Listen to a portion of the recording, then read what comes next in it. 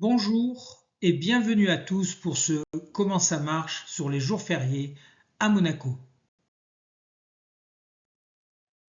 Cet acquis social important a évolué au travers des textes au fur et à mesure des années. Aujourd'hui, ce sont 12 jours fériés légaux qui sont inscrits dans la loi et 2 jours conventionnels.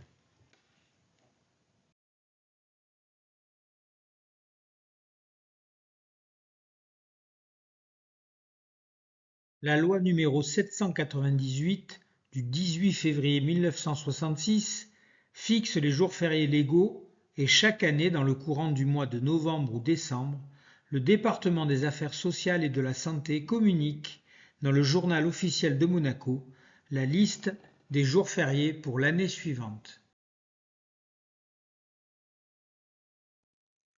Vous trouverez ici la liste des 12 jours fériés légaux. Lorsque les jours fériés surlignés dans cette liste ci-contre tombent un dimanche, ils sont automatiquement reportés au lundi qui le suit. Certaines conventions peuvent prévoir des jours fériés supplémentaires.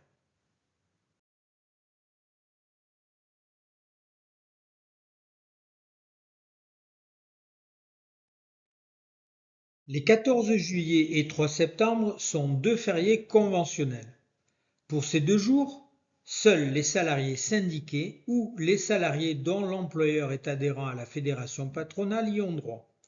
En effet, l'article de la Convention collective nationale qui prévoit ces 2 jours n'a pas été étendu et est donc applicable uniquement aux signataires de la Convention. Attention, l'article qui prévoit ces 2 jours fait une distinction de paiement en fonction du mode de rémunération du salarié.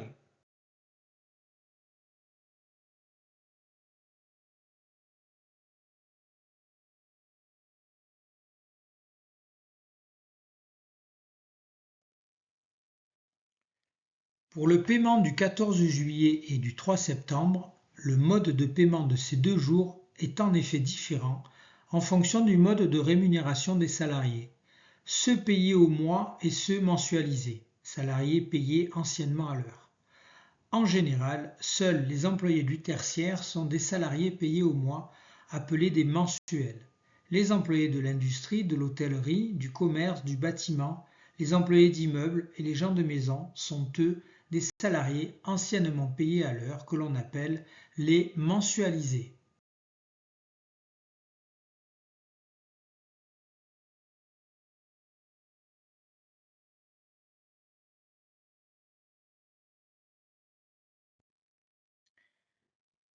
Pour le paiement du 14 juillet, pour les mensualisés qui chôment le jour, ils perdent leur journée de salaire et si le jour est travaillé, la journée de travail est rémunérée normalement sans majoration. Pour les mensuels, il n'y a pas de perte de salaire si le jour est chômé et s'il est travaillé. La journée de travail est rémunérée normalement sans majoration.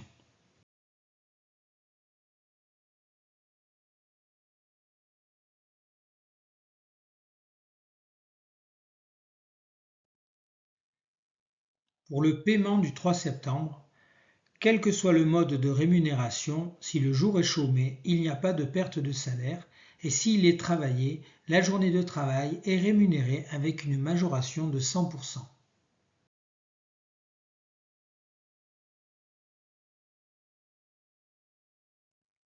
La loi numéro 1020, en son article 2, qui régit la rémunération et les conditions de travail des jours fériés légaux, prévoit que les jours fériés fixés par la loi sont obligatoirement chômés et payés pour l'ensemble des salariés, quel que soit leur mode de rémunération.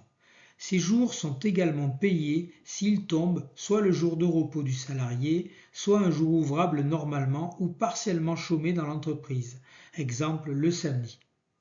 Par exemple, je travaille du lundi au vendredi et un jour férié tombe le samedi, je dois donc retrouver une journée de salaire supplémentaire sur mon bulletin de paie de la fin du mois ou bénéficier d'un repos compensateur rémunéré.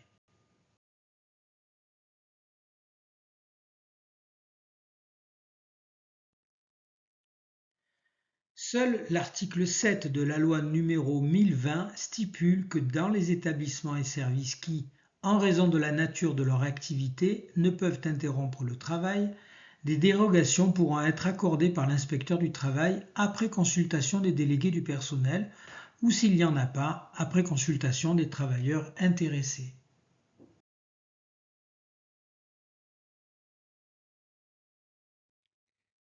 Concernant la rémunération des jours fériés, si celui-ci est chômé, cela ne pourra entraîner aucune réduction de salaire. Pour exemple, si je travaille du lundi au vendredi et que le jour férié tombe un mardi, je devrais avoir mon salaire habituel sans aucune perte. En revanche, si le jour férié est travaillé après dérogation, celui-ci devra soit être majoré, en plus du paiement de la journée normale, d'une indemnité égale à 1/6 du salaire hebdomadaire, soit 1/13 du salaire bimensuel, soit 1/25 du salaire mensuel, soit donner lieu à un repos compensateur rémunéré.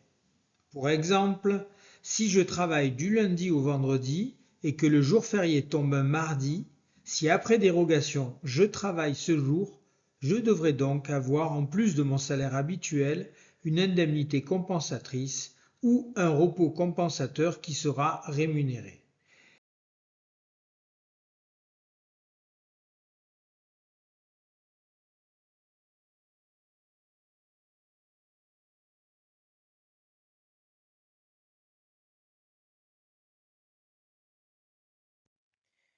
Si vous avez des questions sur les jours fériés, n'hésitez pas à nous contacter par mail ou aux horaires d'ouverture de nos bureaux.